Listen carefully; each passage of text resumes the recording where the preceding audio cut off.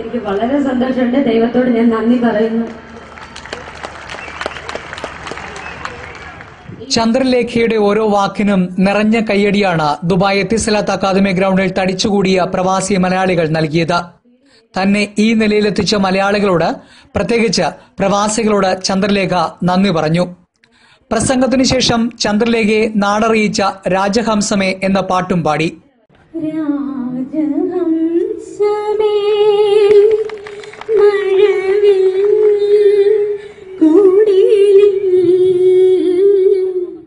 ഒരു വർഷം മുമ്പ് ചന്ദ്രലേഖ പാട്ടുപാടിയപ്പോൾ ഒക്കത്തിരുന്ന ശ്രീഹരി അമ്മയുടെ സെറ്റ് സാരിത്തുമ്പിൽ പിടിച്ചു നിൽപ്പുണ്ടായിരുന്നു.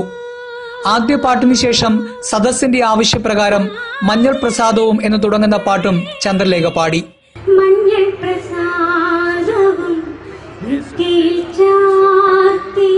ഈ പാട്ടിനു ശേഷം എഴുന്നേറ്റു നിന്നാണ് പ്രവാസി മലയാളികൾ ചന്ദ്രലേഖയുള്ള സ്നേഹം അറിയിച്ചത്.